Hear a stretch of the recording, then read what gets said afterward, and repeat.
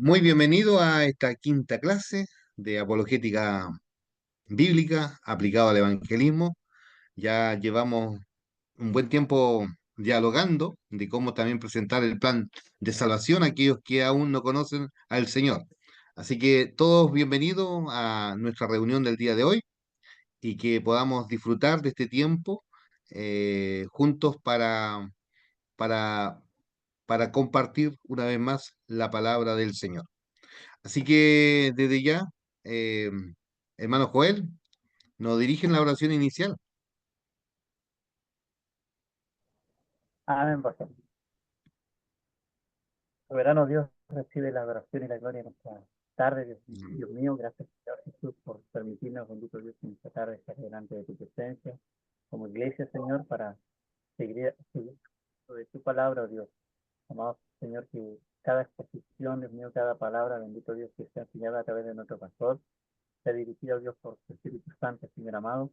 Bendito Dios, y que tengamos nosotros, Señor Jesús, un corazón dispuesto, bendito Dios, a oír tu palabra, Dios mío, las enseñanzas, Dios mío, de este día, Señor, y poder aplicarla a nuestra vida, Dios mío, y aprender más de ti, Señor, para poder, desde el cielo, como dice tu palabra, realmente hacer apologética, bendito Dios, de tu verdad, Dios mío, de nuestra fe, Señor.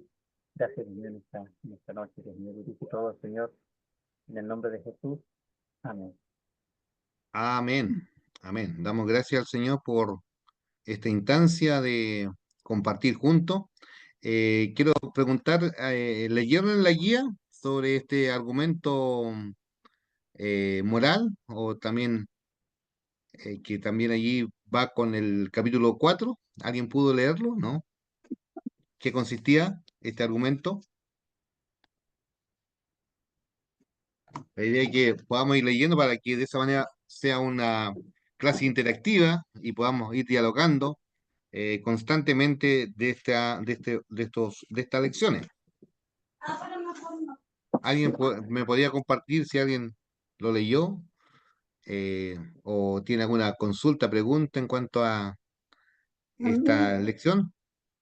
yo no leí porque iba a abrir el libro y decía que tenía que tener cuidado porque tenía un virus. Entonces Ah, me ya, retrocedí y no lo abrí. ok, muy bien. La idea es que vayamos leyendo, hermano. Entonces, bueno, hoy día vamos a entrar con el argumento moral o axiológico que le llaman también, que tiene que ver con ser objetivo y ver el bien y el mal en forma objetiva a través de las leyes universales. Pero frente a eso, dice el libro que nos encontramos, o también define ahí, de la axiología como la disciplina que estudia la moral y los valores. Entonces, allí presenta también este libro el relativismo de la moralidad en tema cultural, en tema del convencionalismo y también el subjetivismo. Eso es lo que también allí encontramos a través de estas lecciones. Y bueno, el relativismo consiste en que la sociedad o individuo, dice, deciden qué está bien o qué está mal. Y esos valores varían según la cultura u otra o según la persona. No hay respuesta correcta ni incorrecta, es decir, da lo mismo, es decir, eso es lo que se llama el relativismo. Y bueno, hay otro también en cuanto al relativismo, el convencionalismo, también habla, dice, a esta corriente de pensamiento, dice, sostiene que cada sociedad decide qué está bien o qué está mal, ¿ya? Ahí se da el ejemplo, por ejemplo, ahí lo que sucedió en el holocausto allí con los nazis, por ejemplo. Ellos muestran eh, todas esas personas que fueron juzgados por estos crímenes, por más de 6 millones de judíos que murieron en el holocausto. Ellos dijeron, bueno, cumplimos órdenes. Pero fíjense, cada uno de estas sociedades van mostrando estos atropellos que suceden, pero aún así la historia de la humanidad, pese que uno tiene todos estos ejemplos, aún así el hombre sigue viviendo una vida relativa y no absoluta que el Señor allí nos manda. Bueno, en el subjetivismo ético hay un lenguaje que constantemente dice el autor, eh, está allí, dice, tu verdad es verdad para ti y mi verdad es la verdad para mí. Es como cada uno tiene su verdad. Entonces, es importante ver a la luz de esta filosofía cómo esto es, como es líquido todos estos pensamientos, se desvanece.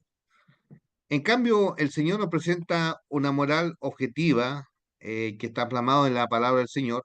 Vamos a ir revisando algunos pasajes después. Esta moral está plasmada en el hombre, en el ser humano. Sabemos que el ser humano cuando fue creado en un estado de inocencia. ¿Ya? Eso recuerda ese principio de inocencia. Y pese que allí en la inocencia el Señor también le había marcado las reglas de que no debía comer del árbol que estaba en medio del huerto, ¿se acuerda? Y allí Adán y Eva no tenían pecado. Y ese periodo se llama el periodo de la inocencia. Pero cuando ellos se dieron al pecado, eh, ellos inmediatamente pasaron a la ley de la conciencia. ¿Por qué la ley de la conciencia? ¿Qué pasó con Adán? Se esconde y tiene miedo, ¿ya? Eso es porque hay conciencia de que algo hizo mal y por eso se esconde, ¿ya? Producto de eso también, él se teje, se da cuenta que está desnudo y se teje hoja de higuera. Y bueno, después vemos que cuando Dios establece un pueblo para llevarlo en este escenario de este peregrinar, le establece principios de norma, principios de, de, de moralidad. Entonces allí establece las leyes, los 10 mandamientos, cuando establece el pueblo de Israel. 4 están relacionados con Dios y 6 están relacionados con el prójimo, ¿ya? Entonces, fíjese, las 4 primeras leyes están relacionadas con la relación con Dios y las 6 restantes están relacionadas con el prójimo. Esto tiene que ver con la relación interpersonal con mi prójimo, pero también con el Creador. Entonces, cuando hablamos de la moral, eh, comprende todo en un sentido de que Dios tiene el control, tiene autoridad y por encima de cualquier consideración cultural o temporal, Él sigue siendo Dios, ¿ya? Entonces uno pregunta, y el autor también habla, dice, ¿de dónde surge la moral? ¿O cuál es el origen de la moral? ¿Por qué debemos sujetarnos a ella? ¿Ya? Y ahí hace la descripción que la moral es un conjunto de normas, de conducta, motivaciones. No es una descripción del mundo, sino que tiene que ver con los actos. La moral es un conjunto de preceptos, no de sugerencia. La moral decide, haz esto y no haga aquello. No dice sería bueno que hiciera esto y que lo dice o por ejemplo acá la sugerencia siempre no es sugerencia, como dije, sino que hay que obedecer. Son normas, son principios. Y la moral tiene que ver con el carácter universal, se aplica a toda persona, en todo tiempo y en todo lugar. Por lo tanto, vemos la moral en este sentido de un Dios creador, una moral objetiva, donde allí nos muestra el bien y el mal, donde allí dice que existen el bien y el mal. La moral tiene autoridad, estamos obligados a obedecer sus preceptos. Entonces es importante mirar esta moral donde tiene un propósito, una voluntad, eh, provenir de un ser inteligente. La moral está en uno, porque también un ser inteligente dependemos de él, que es universal y trascendente, y ese es Dios. Entonces, ¿de dónde surge la moral de Dios? De su propio carácter, porque Dios es un Dios santo. santo que tiene voluntad de tomar decisiones, y eso es lo que el Señor allí está plasmado en su santa palabra, donde Él planifica, ejecuta y garantiza su plan de tanto la creación como la redención.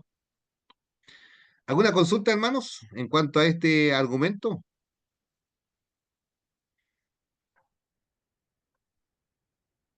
¿Qué podemos decir en cuanto a este argumento moral o axiológico que le llaman los estudiosos de la filosofía?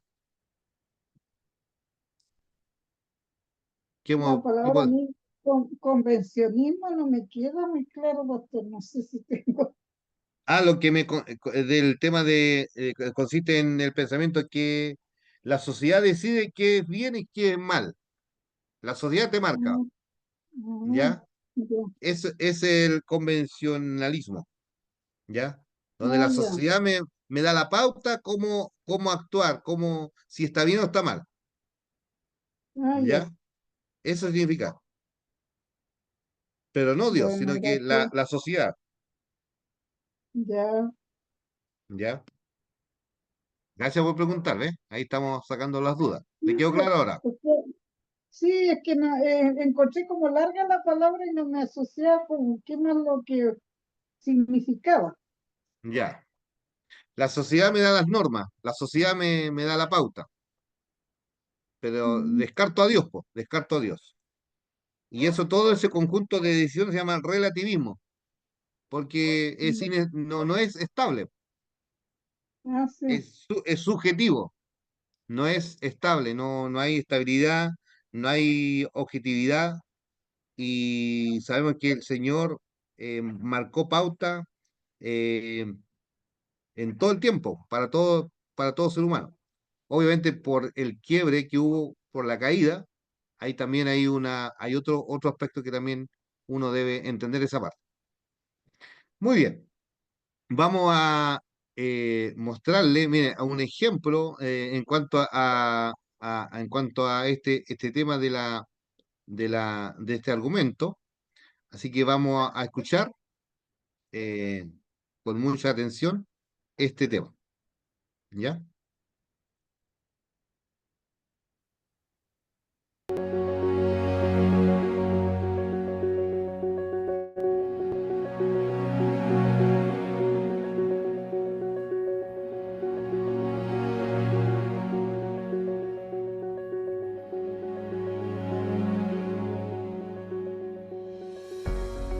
Porque cuando los gentiles que no tienen la ley hacen por naturaleza lo que la ley requiere, son una ley para sí mismos, aunque no tengan la ley. Muestran que la obra de la ley está escrita en sus corazones, mientras que su conciencia también da testimonio, y sus pensamientos conflictivos los acusan o incluso los excusan. Hola, este es el tercer video que responde a la pregunta ¿existe Dios? En los videos anteriores vimos lo maravilloso que al ver todo el cosmos a nuestro alrededor podemos darnos cuenta que existe un generador de toda la existencia que va más allá de lo que vemos. También nos damos cuenta de que todo está perfectamente ordenado y equilibrado. Es un diseño perfecto que exige la mano de un diseñador divino. En este video veremos lo que se conoce como el argumento moral. ¿Qué es el argumento moral? Los invito a conocer un poco de la historia de él. El verdadero formulador de este argumento moral fue Immanuel Kant, entre 1724 y 1804. Fue profesor de lógica y metafísica en la Universidad de Königsberg en Prusia Oriental. Describió lo que en latín se conoce como el summum bonum, es decir, la importancia última, el final singular y primordial que los seres humanos deben perseguir. Muchos, a lo largo del tiempo, han hablado sobre este argumento, pero quien realmente lo popularizó fue C.S. Lewis, en su libro Mero Cristianismo. En él, Lewis forjó palabras poderosas para que podamos comprender cuán significativo es este argumento. Su libro es una recopilación de varios discursos que él realizó en un programa de radio. En uno de ellos dijo lo siguiente: se descubre más acerca de Dios a través de la ley moral que a través del universo en general. Del mismo modo que se descubre más acerca de un hombre escuchando su conversación que mirando la casa que ha construido. Señalando así que si prestamos atención a la ley moral, conoceremos más acerca de Dios. Como en todas las cosas, existen objeciones a este argumento, y quisiera partir por estas. La primera de ellas es la cultura. La cultura. Algunos dicen la moralidad está determinada por su cultura. Explican que la moral está establecida por el entorno en el que vivimos. Una especie de atmósfera que envuelve o influye en las personas. Ciertamente, hay algo de verdad en esto. Nuestra cultura y donde vivimos pueden influenciarnos, pero la moral objetiva no está determinada por nuestra cultura. Otro punto, la educación. Otros dirán que la moralidad está determinada por su educación. El estudiar, el informarse, trae consecuencias. Y estas son el desarrollo de valores y una ética personal. Pero es innegable que la moral no está determinada finalmente por nuestra educación. También dicen que la crianza afecta en nuestra moral. Sostienen que la moralidad está determinada por su crianza, es decir, los valores que se forman cuando uno es pequeño, cuando uno es niño. ¿Quiénes influyen ahí? Influyen directamente sobre nosotros, nuestros padres y también nuestras amistades. Pero eso no significa que sus padres o sus amigos sean los que establecen la moralidad definitiva. La relatividad. El relativismo moral es uno de los más populares hoy en día. Afirma que no existe una moralidad y actuaciones correctas por encima de otras. Esta moralidad es relativa a cada individuo. Está determinada por usted. Algo así como nadie tiene la verdad, cada uno tiene su propia verdad, pero esta vez aplicada a la moral. Dicen que la moralidad es una preferencia, no es una ley. Eso es lo que experimentamos en el mundo occidental y en especial en este último tiempo en mi país. El relativismo moral. Cada uno tiene su propia moral. Y predicado a los cuatro vientos por las autoridades y personajes influyentes en las masas que se dejan llevar por todo viento de doctrina, finalmente la gente termina creyendo que esto es así. Es paradójico que para aquellos que defienden esta postura, cuando son víctimas de una injusticia, de inmediato vuelven a creer en los absolutos morales. ¿Qué es la moral objetiva? Es la moral que está construida desde nuestro nacimiento y es independiente de la opinión de la persona. Por eso es objetiva, porque es independiente del sujeto o la persona. Aunque tengamos cierta educación, padres que influyen en nosotros o que vivamos en diferentes países con sus propias culturas, la moralidad objetiva está incorporada desde nuestro nacimiento y es transversal a toda la humanidad. Hay quienes argumentan que esta ley moral objetiva no es realmente objetiva. Dicen que son juicios de carácter subjetivos que proceden de los postulados sociales. No obstante, este punto de vista no considera el hecho de que todos los hombres, en todo lugar, reconozcan las mismas cosas malas. Por ejemplo, la mentira, el asesinato, el robo, entre otras.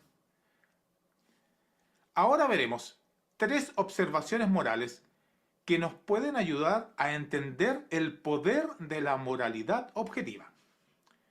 La primera de ellas, la justicia y la injusticia. Realmente no sabríamos lo que es la injusticia a menos que tengamos un sentido de lo que es la justicia. Lewis nos aclara esta idea en su libro Mero Cristianismo. Cuando él era ateo, dijo lo siguiente: mi argumento contra Dios era que el universo parecía tan cruel e injusto. Pero, ¿cómo podía haber llegado a esta idea de justo o injusto? Un hombre no llama a una línea torcida a menos que tenga alguna idea de una línea recta. ¿Con qué comparaba este universo cuando lo llamaba injusto? Así decía Lewis. Es intrínseco a todo ser humano el querer justicia. El segundo punto que quiero ver con ustedes es lo correcto e incorrecto. Definitivamente, no sabríamos lo que es el mal a menos que tuviéramos un sentido de lo que es el bien. Hay quienes dicen que un conjunto de ideas morales pueden ser mejor que otro dependiendo de dónde uno vive. Por ejemplo, en Estados Unidos, por ser un país más desarrollado, su sistema moral es mejor que el de Chile. Cuando hacemos eso, en realidad estamos midiendo a ambos países o sociedades por un estándar. Comparamos qué es correcto o incorrecto. Estamos diciendo que uno de ellos se ajusta más a ese estándar, más que el otro. Pero el estándar que mide dos cosas es algo totalmente diferente a cualquiera de ellas. Está fuera de ellas. Tercer punto. La culpa y la inocencia. No sabríamos lo que es la culpa si no tuviéramos un sentido de lo que es la inocencia. Si le mentimos a alguien, nos sentimos culpables frente a la persona que se le ha mentido. Es interesante que nos sentimos culpables, fíjese bien, frente a personas, no frente a objetos. Comprendemos que violamos una ley establecida por alguien, no por algo. Y nos sentimos culpables frente a ese alguien. ¿Cómo sabemos que el mundo está empeorando si no sabemos qué es lo mejor? ¿O por qué inventamos excusas para nuestro mal comportamiento si no existe una ley moral? O por otro lado, ¿por qué sentimos la necesidad de disculparnos a menos que tengamos un sentido de lo que es correcto? Dice Norma Geisler y Ron Brooks en su libro Apologética. Lee Strobel, en su libro El caso de la fe, le pregunta al doctor William Lane Craig lo siguiente: ¿qué quería decir usted con valores morales objetivos? La respuesta de Craig fue la siguiente: los valores morales objetivos son válidos e independientemente obligatorios si alguien cree o no. Por ejemplo, el Holocausto fue un error de manera objetiva, es decir, fue malo aunque los nazis creyeran que era bueno, y todavía sería malo aunque hubieran ganado la Segunda Guerra Mundial. Si no existe Dios, la moralidad finalmente es un asunto netamente de gustos personales. La moral tiene carácter universal, se aplica a todas las personas en todo tiempo y lugar. Es objetiva porque el bien y el mal existen independientemente de cuáles sean nuestras creencias. La ley moral tiene autoridad. Estamos obligados a obedecerlas, no importa dónde vivamos. Finalmente, todos los hombres somos conscientes de una ley moral objetiva, y esta ley supone un legislador de ella. Debe haber un supremo legislador moral de esta ley. Dios escribió su ley moral en nuestros corazones y está en el ser humano desde el nacimiento. Ese supremo legislador es Dios. Porque cuando los gentiles que no tienen la ley hacen por naturaleza lo que la ley requiere, son una ley para sí mismos, aunque no tengan la ley. muestran que la obra de la ley está escrita en sus corazones, mientras que su conciencia también da testimonio, y sus pensamientos conflictivos los acusan o incluso los excusan.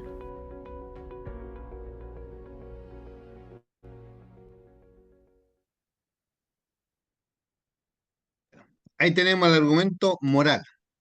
Bueno, hemos venido trabajando, que es la apologética, es la defensa de la fe, es cómo exponer la fe.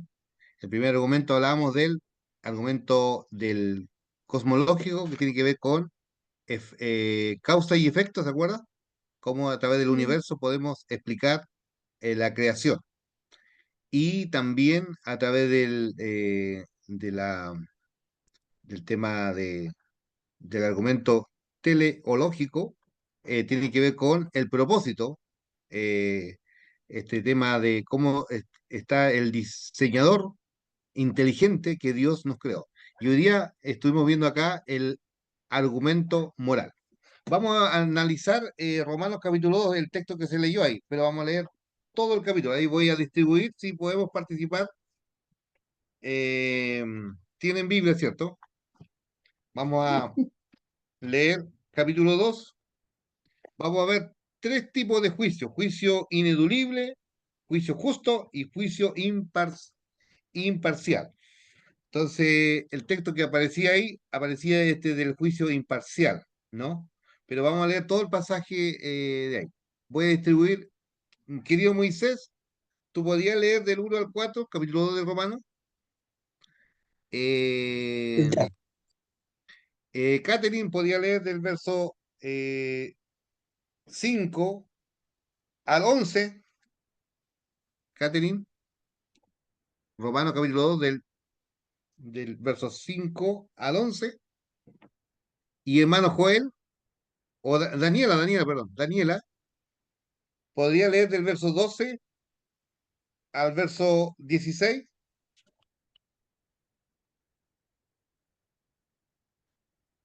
Muy bien, vamos con la lectura.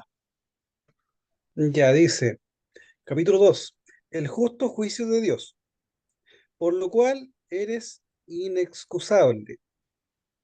Oh hombre, quien quiera que seas tú que juzgas, pues en lo que juzgas a otro, te condenas a ti mismo, porque tú que juzgas haces lo mismo.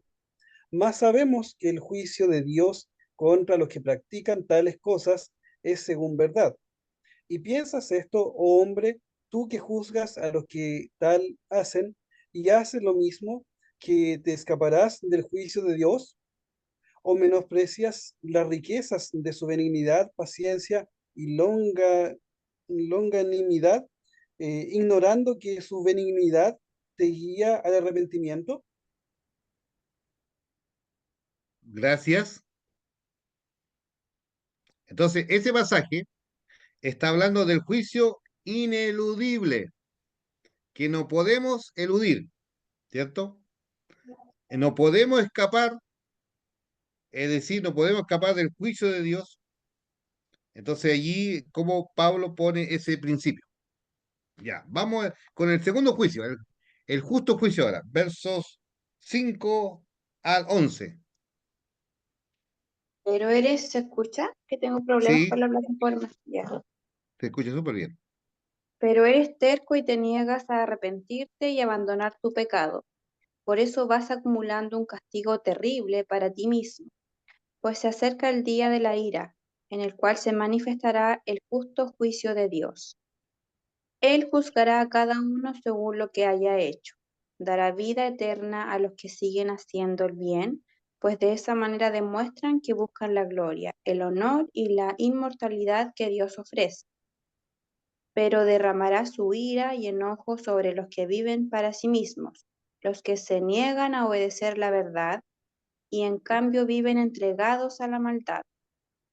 Habrá aflicción y angustia para todos los que siguen haciendo lo malo, para los judíos primero y también para los gentiles. Pero habrá gloria, honra y paz de parte de Dios para todos los que hacen lo bueno, para los judíos primero y también para los gentiles, pues Dios no muestra favoritismo. Muy bien. Esa es la NBI, ¿cierto? Sí, Sí, interesante ver cómo lo describe. Dios no hace favoritismo. Como dice acá, Dios no hace acepción de personas, dice la Reina Valera. Entonces es importante ver estas versiones. Y aquí está lo que leyó Catherine, habla del juicio justo, pagará eh, cada uno según sus obras. Si hiciste bien o si hiciste mal, allí, como dice, del resultado. Eh, Allí vemos este juicio justo que el Señor allí manifiesta, donde Él no tiene favoritismo, no hay diferencia entre judíos y gentiles. Para Él todos somos iguales. Dice que Él hace salir sobre el sol sobre buenos y malos, ¿se acuerda? Entonces Él no tiene favoritismo. Ese es un principio que no debemos olvidar, ¿ah? No debemos olvidar. Dios nos ama, tanto los que están lejos como los que están cerca, el Señor les ama igual. Muy bien, ahora el verso 12 al verso 16. Daniela. Amén. El 12. Porque todos los que sin ley han pecado, sin ley también perecerán. Y todos los que bajo la ley han pecado, por la ley serán juzgados. Porque no son los oidores de la ley los justos ante Dios, sino los hacedores de la ley serán justificados. Porque cuando los gentiles que no tienen ley hacen por naturaleza lo que es de la ley, estos, aunque no tengan ley, son ley para sí mismos, mostrando la obra de la ley escrita en sus corazones, dando testimonio su conciencia y acusándoles o defendiéndoles sus razonamientos, en el día en que Dios juzgará por Jesucristo los secretos de los hombres conforme a mi evangelio. Ya. Ahí tenemos un juicio imparcial. Bueno, otra vez viene a afirmar lo que había ahí. Dice, judíos y gentiles en la misma categoría del pecado y la muerte. Todo, todos han pecado, dice. Judíos y gentiles tienen la misma, tanto hemos heredado el pecado, pero también la salvación, la redención. Podemos experimentar esta salvación en Cristo Jesús. ¿Qué le parece este argumento cuando uno ve en el tema moral? Tomamos este sustento que Pablo aquí pone en el libro romano. Quiero su comentario. ¿Alguna pregunta, consulta? ¿Qué le parece en cuanto a esto?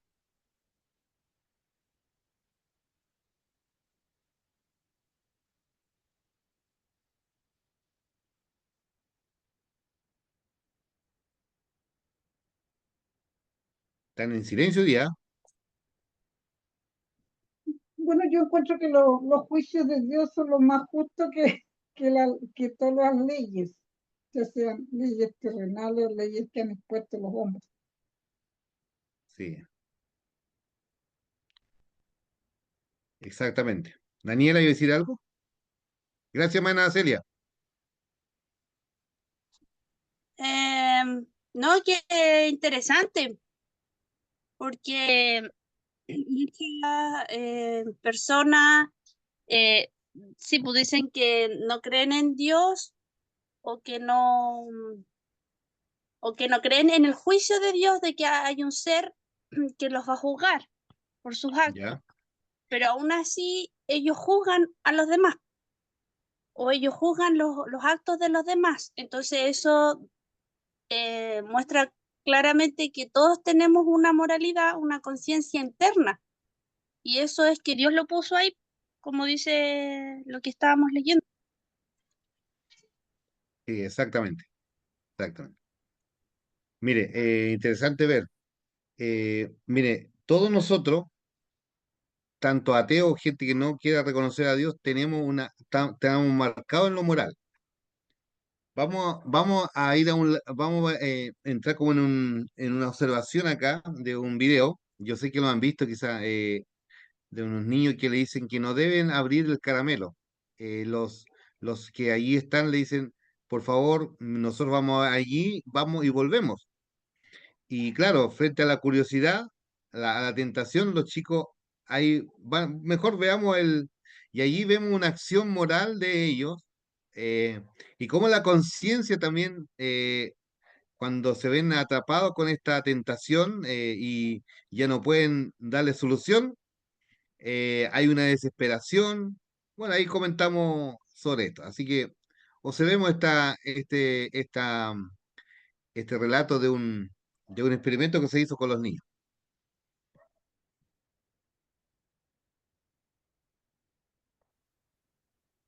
Una máquina llena de caramelos es una auténtica tentación. Esta máquina de caramelos no la podemos tocar. ¿Por qué? Hasta que no volvamos, Sergio y yo, que vamos a ir a por una cosa que se nos ha olvidado. Recordad que no os podéis levantar a tocar la máquina. La máquina de chuches es una prueba adaptada a nuestro contexto para ver hasta qué punto los niños resisten la tentación. Te voy a tocar. No le he tocado, ¿verdad? Es mentira. ¡Mira, no lo ha tocado! ¡Joder! ¡Ay, amiguito! Voy a coger una chiquitita.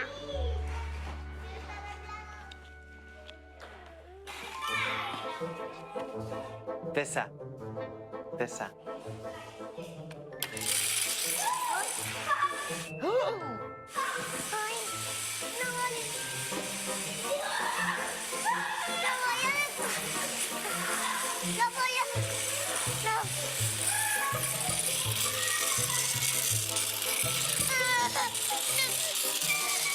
Ay. A ver, ay, pobre.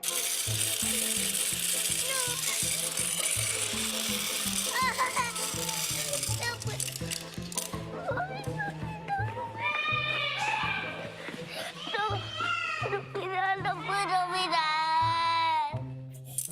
No quiero.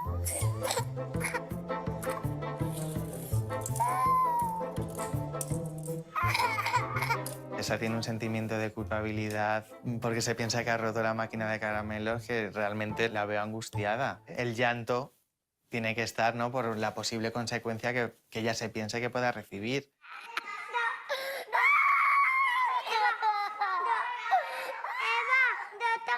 No tocaron los caramelos. Tessa va a su bola, se le cruza un objetivo en su cabeza y va directa a él. Y es lo que hemos visto que ha hecho. Claro que no se esperaba el resultado.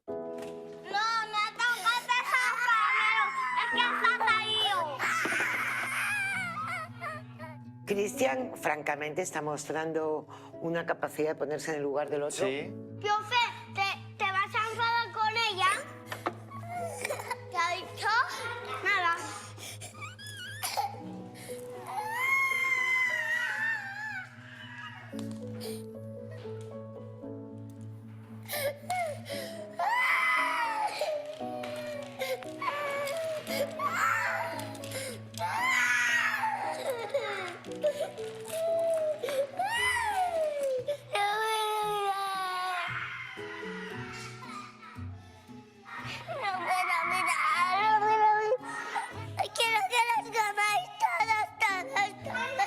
¿Qué vamos a hacer? Comérnoslo. Comer.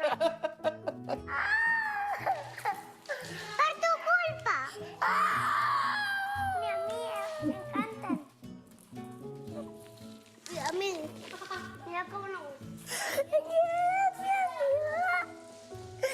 Sí que soy tu amiga, pero has tirado eso.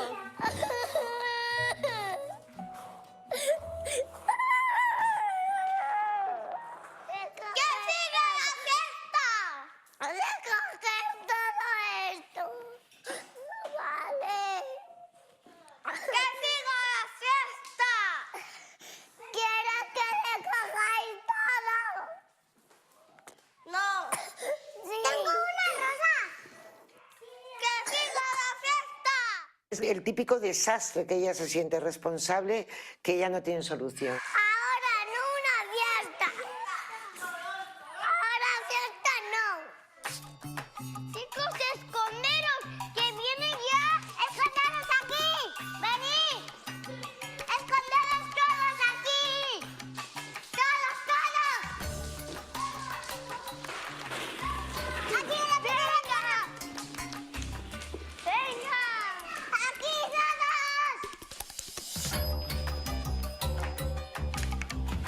Hola.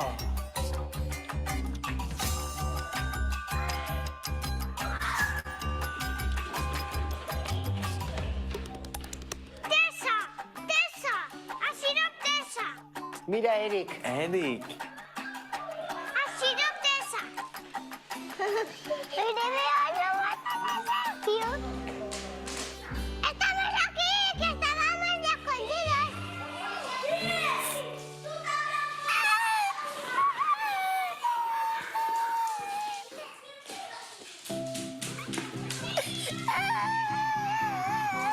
¿Qué pasa, Tessa? ¿Qué ha pasado, Tessa? ¿Qué te pasa? ¿Qué te pasa? ¿Por qué lloras? Me ha pegado el Nico. Que me ha pegado en eco. No. ¿Qué te ha pegado quién? Bueno, ahí teníamos un ejemplo de esto de... ¿A qué relato se acordaron de la Biblia que le pasó esto cuando cayó la tentación? Es una reacción tan natural, ¿no? Bueno, yo viéndolo como humano, que trabajé con niños, no me Ya, gustó el ejercicio, sobre todo que dejara un momento a un grupo de niños solos haciendo ese trabajo, porque están expuestos a millones de peligros que se podían haber caído, se podían haber atorado con esos caramelos. Así que sinceramente encontré un video muy fuerte para los niños, ya. que no se No, pueden, no se puede trabajar así. No sé no, cómo pero lo vieron este, los que ya, elaboraron el video. En mi opinión, pastor. ya. No, pero esto lo usamos en ejemplo de la moral, en el sentido de los niños cuando abren, porque estaban supervisados ahí, había cámara, todo. Sí, pero aún así, Sí, realmente yo hubieron lugar que se sintieron solos y con sí, pena. sí. Adelante, Moisés. Sí, solamente para aclarar también lo que usted señala, bueno, de repente en psicología social se hace este tipo de experimentos, ya en donde se evalúa la conducta de las personas en diferentes situaciones, y en este caso se evalúa a los niños. Por eso se hizo eso, pero es netamente para ver el cómo se comportarían sin la supervisión de un otro ante una problemática. Pero está la supervisión, como bien decía el pastor, y estaban las cámaras y todo mirando si es que llegara a pasar algo peligroso. Eso. Sí.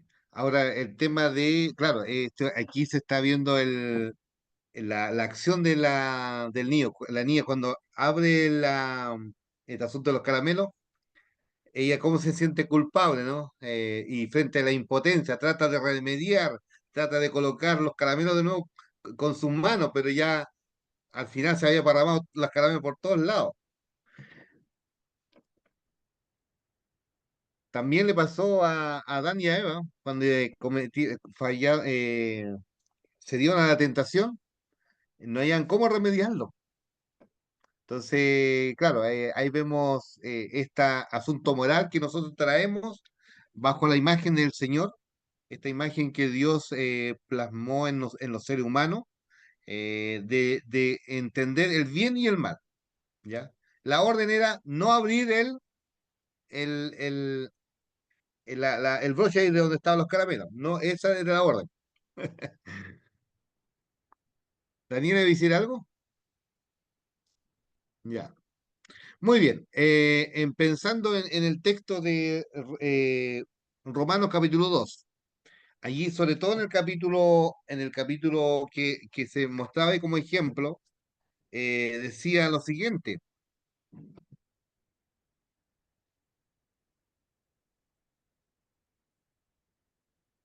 el, el, el pasaje 14, perdón, dice, porque Dios no considera justo, perdón, porque Dios no considera justo a los que oyen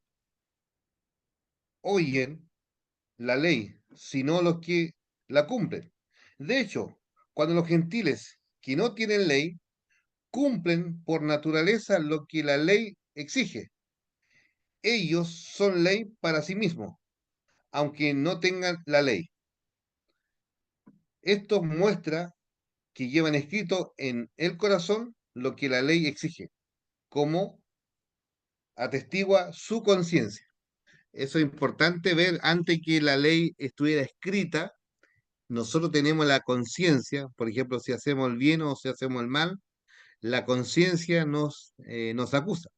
Pero aún así la Biblia dice que, a través de Pablo, dice, aún por el pecado que está en nosotros, aún nuestra conciencia está entenebrecida. Por eso tuvo que venir el Salvador del mundo, el segundo Adán, para liberarnos y darnos una salida frente a nuestra crisis, frente a este quiebre que tuvimos con nuestro Dios. Eh, pero, ¿sabe? Una buena noticia, que Cristo vino a salvar y a buscar lo que se había perdido. Así que tenemos este argumento moral para poder argumentar cuando alguien nos habla sobre de las cosas buenas, las malas que está pasando en el mundo.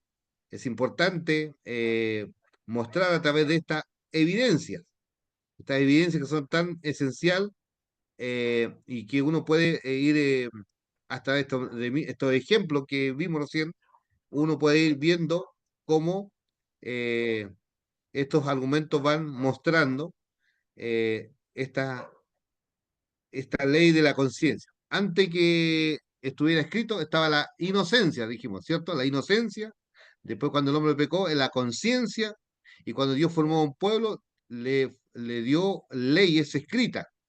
Y ahora quiero agregar una tercera ley. ¿Cuál es? Vale, la cuarta ley, la ley del Espíritu. Nosotros tenemos, hoy día nos regimos bajo la ley del Espíritu. La ley del Espíritu. Ahora esa letra, hoy día, bueno, nos regimos a lo que el Espíritu Santo colocó en nosotros. Por eso vivimos bajo el temor de Dios, bajo la reverencia de Dios, porque el Espíritu Santo hoy día nos guía a toda verdad, a toda justicia. ¿Te acuerdas que dice? Entonces ahora tenemos la cuarta ley. Primero dijimos, ya, repite conmigo, inocencia, conciencia, los 10 mandamientos y la ley del Espíritu hoy día. Hoy día nos regimos bajo la ley del Espíritu. Dice, por eso ahí habla, cuando tenemos, dice, Gálatas capítulo 5 dice, más el fruto del Espíritu es amor, gozo, paz, paciencia, benignidad, bondad, fe, mansedumbre, templanza. ¿Cierto lo que dice allí Gálatas? Lo encontraron, ¿no? Gálatas capítulo 5 versos 22 y 23. Leo lo siguiente, dice así. Gálatas 5 dice así. En cambio, el fruto del Espíritu es amor, gozo, paz, paciencia, benignidad, amabilidad, bondad, fidelidad, humildad y dominio propio. No hay ley que condene estas cosas, porque ahora estamos bajo la ley del Espíritu, la ley del Espíritu Santo. El Espíritu Santo hoy día es nuestra ley, ¿ya? Entonces, por eso estamos guiados por la ley de su Espíritu. ¿Podemos entender eso hoy día? ¿No? Ahora que somos redimidos, nosotros tenemos este desarrollo pleno ahora en Cristo, que somos guiados bajo la ley del Espíritu. Por eso dice, la mucha letra mata, porque los religiosos se basaban en la letra, pero no en el Espíritu, que el Espíritu da libertad, gozar de esa gracia, pero para ser libre, pleno. ¿Ya? ¿Me explico, no? ¿Hay alguna duda en cuanto a este punto? Pensando en la moral, en la moralidad. Bueno, ahora nosotros por revelación entendemos esto, pero el hombre que no conoce a Dios, dice la Biblia, que para el incrédulo, el hombre natural le son locura, no la puede entender estas cosas del Espíritu. Entonces es importante ver este argumento para que cuando nosotros estamos hablando a una persona que aún no ha nacido de nuevo, estamos hablando con un hombre natural, una persona natural que no percibe las cosas del Espíritu. Pero podemos generar estos puntos de encuentro a través de la moralidad, po, del bien y del mal. Generar este punto de encuentro para dialogar y ahí poder revelar a Dios a través del carácter moral de Dios que es un Dios bueno, que desecha lo malo, el pecado, pero es un Dios bueno. Muy bien, vamos a ir terminando. No sé si hay alguna duda en cuanto a este argumento moral.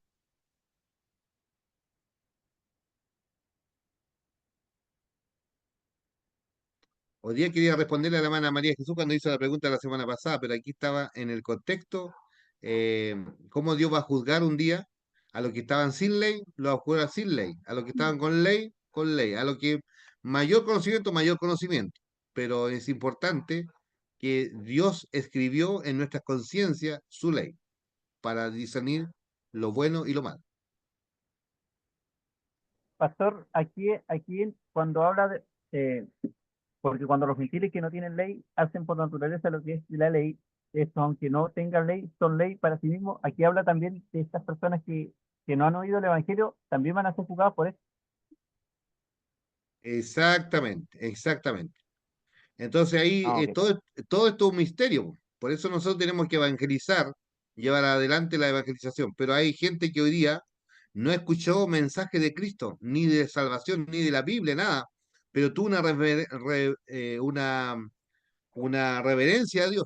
Imagínense nuestra misma gente, antes que llegara al cristianismo, a nuestros pueblos acá. ¿Usted cree que Dios va a condenar a esa gente que tenía una actitud piadosa, pero quizás creía en la creencia ancestral, pero había una actitud de reverencia hacia Dios? Pues entonces no tenía escritura, no tenía Biblia, no sabía de Cristo, pero tenía una creencia a la divinidad. Y Dios va a juzgarlo de acuerdo a esa inocencia, ¿ya? Ahí vemos una vez más su gracia. Por eso es importante que nosotros es dar a conocer a Cristo en esos lugares que no han conocido el Evangelio. No sé si respondí, hermano Joel. Clarito, pastor, Por- gracias. porque dice Apocalipsis, ¿quién es el dueño de la salvación? ¿Quién es el dueño de la salvación según Apocalipsis? ¿Quién es el dueño de la salvación? ¿O es el Señor de la salvación? Dios, pues, ¿cierto? Dios es el dueño de la salvación y Él es, como dice, Él pone el querer como el hacer por su buena voluntad. Yo tengo una pregunta, pastor. ¿Ya? Diga. ¿Cómo se respalda la ley de la inocencia según la Biblia? La inocencia es que cuando el hombre, Adán y Eva, por ejemplo, no había nada de escritura, nada, eh, ellos solamente tenían la indicación de Dios de no comer del árbol de la ciencia del bien y el mal, ¿cierto? Ujú. Y ya tenían conciencia, si ellos desobedecían había cierta sentencia. Y Pero ellos entonces, antes de pecar no tenían discernimiento todavía de lo que era bueno o malo. cuando toman, bueno, sabían de lo que era bueno y sabían lo que era malo, pero no bajo la conciencia, no como conciencia, porque ¿se acuerdan que estaban desnudos, estaban plenos? Estaban en Eh, el estado de inocencia, estado de inocencia, sí, sí, no en estado tenían de conciencia. no tenía conciencia del pecado. Y por eso, Ujú. cuando toman conciencia, ¿qué es lo que hace Adán? Como pasó con los niños, se esconde, Ya, trata sí, porque de esconderse, sí, sí, tiene miedo, tener miedo. es- se pone hoja de higuera para tapar Ujú. su desnudez. Entonces ahí toma conciencia. Ah, ya. Ahí está como ese quiebre entre la inocencia y la conciencia, porque en Génesis, después de que Adán y Eva pecaron, dice que Dios dijo que ahora el hombre es como uno de nosotros, es como nosotros, no sea que ahora tome del árbol de la vida, y por eso Dios puso un ángel en el Edén para que el hombre no alcanzare perdón, el fruto de la vida y así viva para siempre. Exactamente, muy buen punto, exactamente. Tiene Entonces que ahí, vivir la sentencia. porque el momento en que el hombre peca, tomó esa conciencia que Dios ya tenía siendo Dios, del discernimiento del bien del mal, pero a diferencia de Dios que él no peca. Sí, exactamente. Ya. Ahora, comparado con Ay, los ángeles, comparado con los ángeles, los ángeles cuando pecaron, es irremediable, ellos están condenados, pecaron y no tienen solución. En cambio, nosotros, sí, los redimidos del Señor, sí, nosotros los seres humanos, sí. Señor, nos salva, nos perdona, nos limpia, nos purifica, nos da vida eterna. Entonces, ahí está la diferencia. Ahora, comparado con los ángeles, los ángeles cuando pecaron, no Por eso vino Cristo y el segundo Adán, que vino a redimirnos, a salvar lo que se había perdido, a buscar y a salvar lo que se había perdido. Ya. Y la ley del espíritu solamente se aplica a las personas que son salvas. A los que han nacido nuevo, sí. Por eso el que no nació del agua y del espíritu no puede vivir, no puede entrar en el reino, el reino de Dios, dice. Entonces es importante, nosotros ya entramos en esa, pero todo es por gracia, ni siquiera nuestro esfuerzo, ni siquiera nuestro esfuerzo, no es mérito nada nuestro, solo por iniciativa de Dios. Y todo es un medio de gracia también. Aún todo esto lo que uno vive es un regalo de Dios. Y en el libro de Romanos, ahí el apóstol Pablo explica bien ese tema del espíritu, de la diferencia de la carne y el espíritu. Sí, exactamente. Y Corintio Ah, también, ya. Corintio también nos habla, ¿se acuerdan? En 2 Corintio. Corintios también dice Ujú. que el hombre natural, el que no conoce a Dios, le son locuras estas cosas que nosotros hablamos. Entonces, por eso es importante cuando estamos evangelizando tomar todos estos argumentos, porque al final también estos recursos que vamos teniendo a través de la palabra, es importante donde estamos, en la posición que estamos en Cristo. Por eso no debemos sentirnos tampoco eh, eh, como de la vereda del frente, como se dice, porque también el Señor nos sacó de allá. Entonces, cuando empezamos a conversar con otras personas del Evangelio, personas que no creen, y vamos hablando bajo estos argumentos, es importante que yo tengo que tener claro lo que Dios ha hecho en mi vida, pero también desde la escritura debo llevarlo a razonar y que también la obra la hace el Espíritu Santo.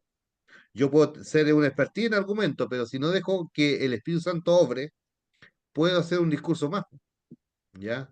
Una buena oratoria, una buena ponencia, pero es importante que la obra la hace el Espíritu Santo. Yo solamente soy un mensajero, ¿no? Toma el mensaje, es como el cartero, toma la correspondencia y le entrega al destinatario. Lo importante es que sea amable, como dice, si fuera un cartero así que ni siquiera saluda, entrega el sobre nomás, o está ni saluda y solamente está pidiendo el franqueo, que le entreguen, le paguen el franqueo. No, tiene que ser afable. Entonces, apologética es eso, ser afable en la exposición, en compartir el mensaje. También tiene esto de ser amigable, ¿ya? Pero no negociar el mensaje. Eso es importante. No estamos para negociar el mensaje.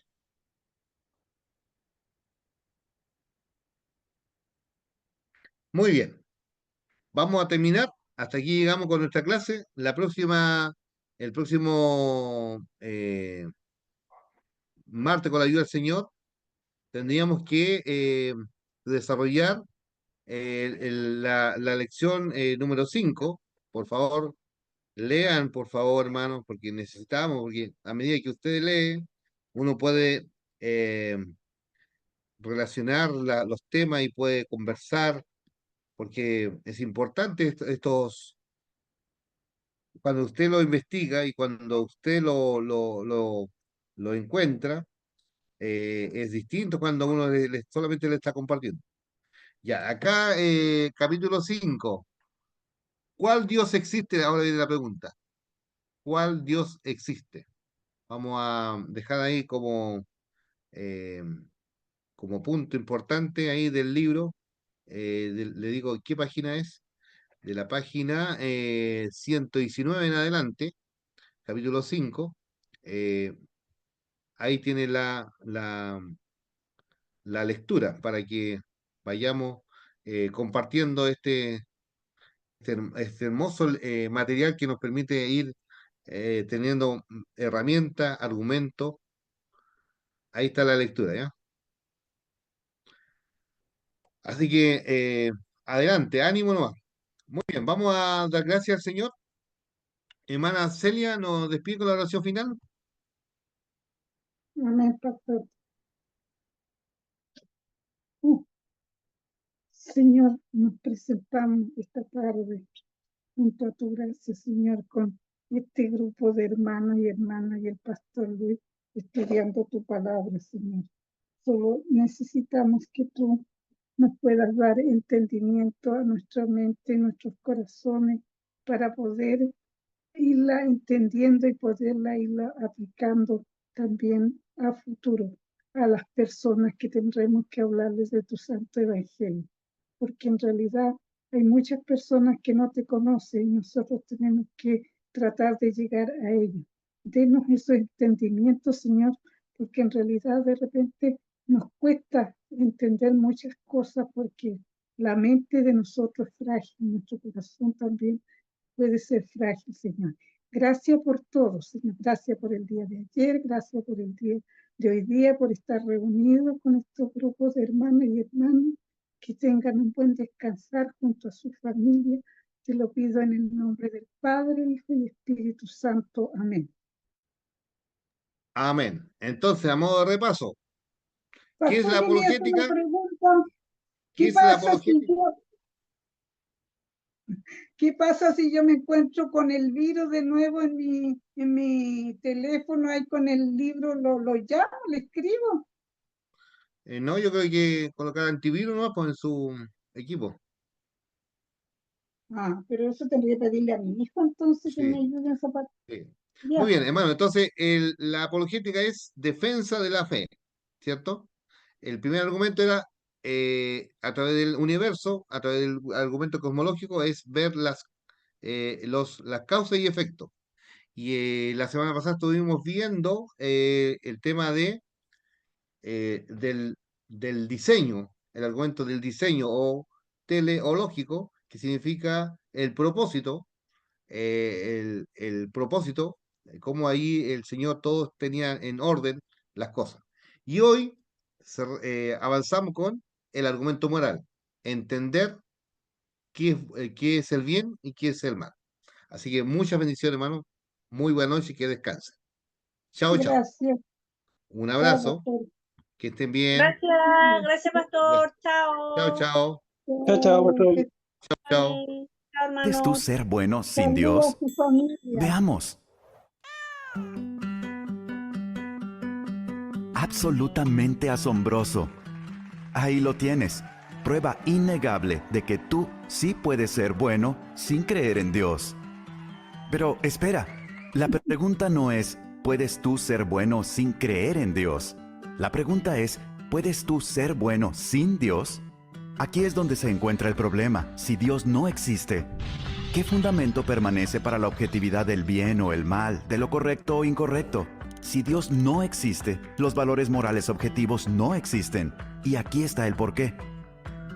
Sin algún punto de referencia objetivo, no tenemos forma de decir que algo está realmente arriba o abajo. La naturaleza de Dios proporciona un punto de referencia objetivo para los valores morales, que es la norma o patrón contra el cual se miden todas las acciones y decisiones. Pero si Dios no existe, entonces no existe ningún punto de referencia objetivo. Todo lo que nos queda es el punto de vista de una persona, el cual no es más válido que el punto de vista de cualquier otra persona. Esa clase de moralidad es subjetiva, no objetiva. Es como tener una preferencia por el helado de fresa. La preferencia se encuentra en el sujeto, no en el objeto, de manera que eso no se aplica a otras personas. De la misma forma, la moralidad subjetiva se aplica solamente al sujeto. No es válida ni obligatoria para nadie más. Así que, en un mundo sin Dios no puede haber ni mal ni bien, nada sino una indiferencia ciega y despiadada. Dios ha expresado su naturaleza a nosotros por medio de mandamientos. Esos mandamientos proporcionan la base para los deberes morales. Por ejemplo, el atributo esencial de Dios del amor es expresado en su mandamiento «Ama a tu prójimo como a ti mismo». Ese mandamiento proporciona un fundamento sobre el cual podemos afirmar la bondad objetiva de la generosidad, la abnegación y la equidad. Y asimismo podemos condenar la maldad objetiva de la avaricia, el abuso, la discriminación y la opresión. Esto presenta un problema. ¿Es algo bueno simplemente porque Dios lo desea? ¿O Dios desea algo porque eso es bueno? La respuesta es ninguna de las dos. Más bien, Dios desea algo porque Él es bueno. Dios es el estándar de los valores morales de la misma manera que una actuación musical en vivo es el estándar para una grabación de alta fidelidad. Mientras una grabación suene más como la original, mucho mejor será. De la misma manera, mientras una acción moral se conforme más a la naturaleza de Dios, mucho mejor será. Pero si el ateísmo es verdadero, entonces no existe un estándar definitivo, de modo que no puede haber ninguna obligación o deber moral. ¿Quién o qué impone tales deberes sobre nosotros? Nadie. Recuerda, para el ateo, los seres humanos son solo accidentes de la naturaleza, animales altamente evolucionados. Pero los animales no tienen obligaciones morales los unos para con los otros. Cuando un gato mata a un ratón, él no ha hecho nada moralmente malo. El gato simplemente está siendo un gato. Si Dios no existe, entonces deberíamos considerar el comportamiento humano de la misma manera. Ninguna acción debería ser considerada moralmente correcta o incorrecta, pero el problema es que el bien y el mal, lo correcto e incorrecto sí existen, así como nuestra experiencia sensorial nos convence de que el mundo físico es objetivamente real. ¡Ay! Nuestra experiencia moral nos convence de que los valores morales son objetivamente reales. Cada vez que tú dices, «Oye, eso no es justo, eso está mal, eso es una injusticia», estás afirmando tu creencia en la existencia de la moralidad objetiva. Estamos conscientes de que el abuso infantil, la discriminación racial y el terrorismo son incorrectos para todas las personas siempre. ¿Es esto simplemente una preferencia u opinión personal? No. El hombre que dice que es socialmente aceptable violar a niños menores está tan equivocado como el hombre que dice que 2 más 2 es igual a 5. Entonces, a todo lo que esto conlleva es un argumento moral para la existencia de Dios. Si Dios no existe, los valores y deberes morales objetivos no existen. Pero los valores y deberes morales sí existen. Por lo tanto, Dios existe. El ateísmo no proporciona un fundamento para la realidad moral que cada uno de nosotros experimentamos todos los días.